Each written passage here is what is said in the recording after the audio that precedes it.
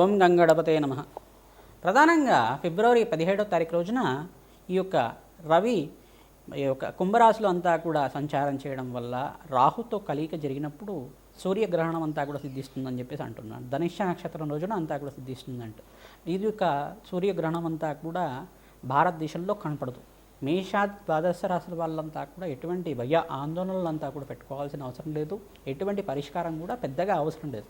ప్రధానంగా ఈ యొక్క దోషం అంతా కూడా భారతదేశంలో కనబడదు కాబట్టి మీరంతా కూడా పరమేశ్వరుడి ప్రీతికరంగా అభిషేకాది కార్యక్రమాలు ఆచరించుకోవడం వల్ల జాతకరీత్యం ఉన్న సకల గ్రహదోష నివారణకు ఆస్కారం ఉంటుంది. ప్రతినిత్యం కూడా దత్తాత్రేయ ఆరాధన చేసుకున్న వాళ్ళకి ఎటువంటి గ్రహదోషాలంతా కూడా తీరడానికి ఆస్కారం ఉంటుంది. ప్రతినిత్యం కూడా దత్తాత్రేయ ఆరాధన చేసుకోవడం వల్ల శ్రేష్టమైన ఫలితాలు పొందుతారు.